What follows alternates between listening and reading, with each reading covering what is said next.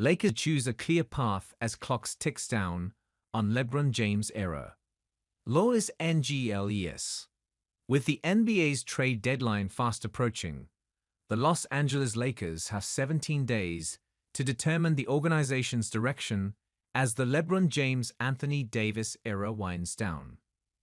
As things stand, the Lakers are 22-18 and 0-6 in the Western Conference. They have dominated teams below 500 to 11-1, but have struggled against teams that are 500 or better 11-17. The worst mark among the Western Conference's 10 current playoff/play-in teams. The Lakers are on pace to win 45 games, but their expected win total is 36 wins, a notable 9-win difference per cleaning the glass. Those statistics suggest this is an average-ish team enjoying slightly above-average results. That's concerning for a group that entered the season believing it could win a title. And with the clock ticking on James' legendary career, the operating assumption around the league is that he'll play just one more season. An average group isn't good enough. James suggested as much when asked how this group could give itself more margin for error after the Lakers' recent loss to the Clippers. Nah, James said about the group trying to make things easier for themselves. That's how our team is constructed. We don't have room for error, for much error. James doubled down on his not-so-subtle sentiment about the quality of the Lakers roster when asked a follow-up question. We don't have a choice, James said of the mental demands of having no margin for error on a nightly basis. I mean, that's the way our team is constructed. And we have to play close to perfect basketball.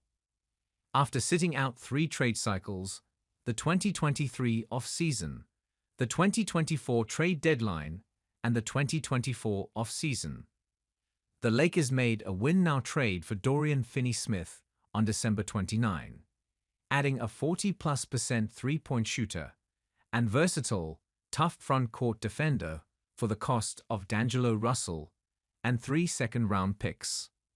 Since joining the team, Finney-Smith has led the group in plus-minus, fitting in well around James and Davis as a seasoned role player with deep playoff experience.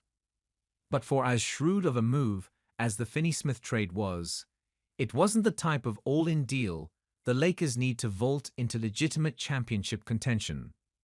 The trade was supposed to be a precursor to another move or two, and still might be.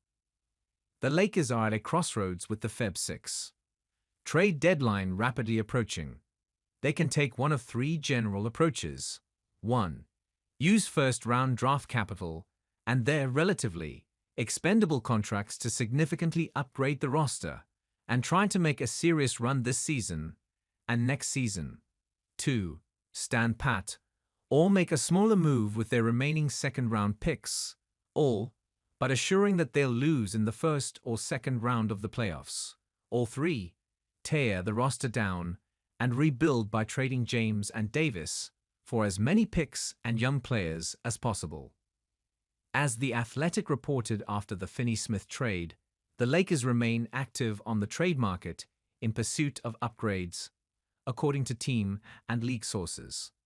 They continue to evaluate their roster and are cautiously optimistic that Jarred Vanderbilt's looming return will give them clarity as to which positions and skills they need most.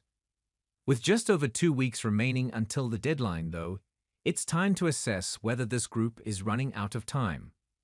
The sense around the league, when talking to rival scouts and front office personnel, is that standing pat or making a half-measure trade, likely 1 or 2 second-round picks, is more likely than the Lakers going all in and trading both of their future first-round picks that can be moved.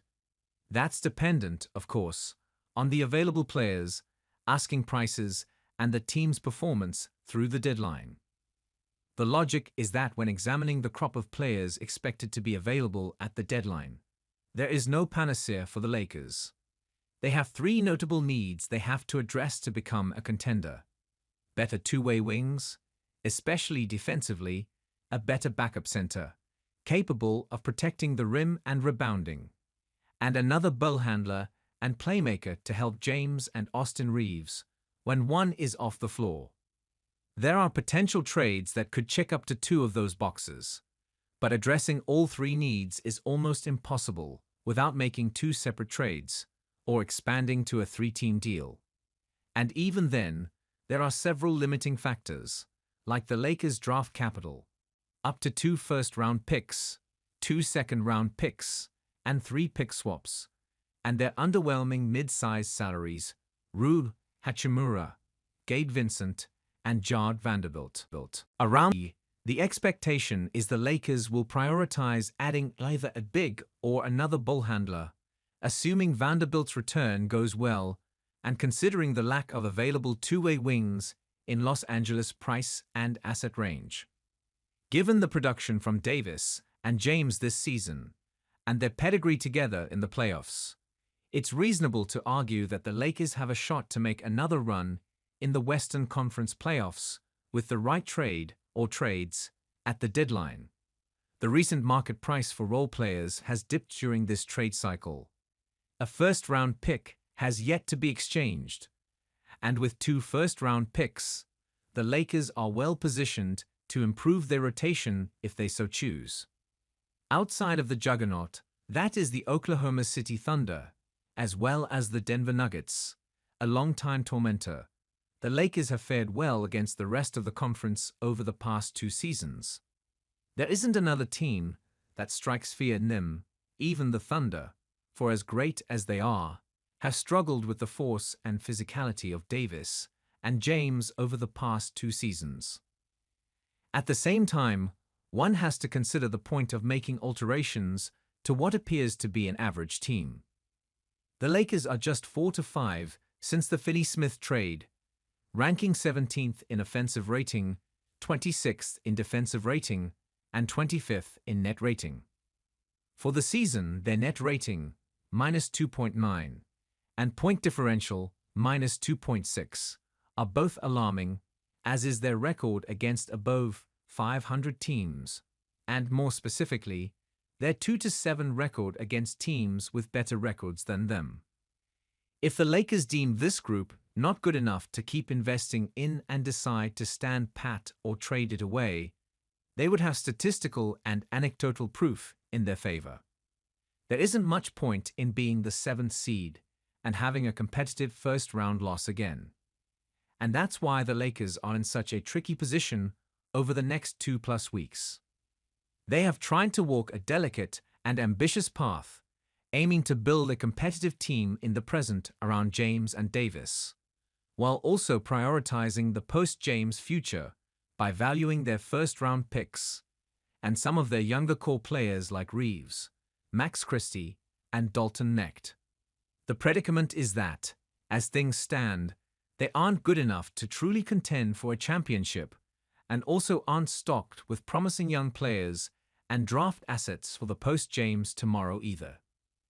Given the Lakers' reality, it is tough to justify a half measure. For what it's worth, taking the all-in approach has long been the preferred path of James and Davis. James supported the Lakers' interest in Kyrie Irving, DeJounte Murray, and Zach LaVine in previous seasons, and has never valued draft picks. Adding such a player will be difficult though. Even if the Lakers wanted to, say, take a giant swing for Jimmy Butler, Brandon Ingram, or LaVine, it's hard for them to match salaries. And they don't have enough assets to win a bidding war. As a first-apron team, they can't take back more money than they send out. And after trading Russell's $18.7 million expiring contract for Finney-Smith, shedding salary in the process, they no longer have a mid-sized expiring contract to dangle in trade talks. That makes a trade for a role player on a more modest salary far more likely than adding another star. Furthermore, Reeves' emergence as a legitimate third option, he's averaging 20.4 points and 7.3 assists per game since the Finney-Smith/Russell trade, has made the Lakers' prior need for a third star/option superfluous.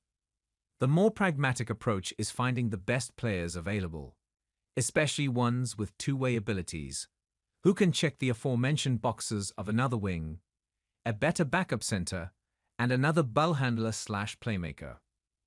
Rebuilding is the least likely option, if not entirely off the table.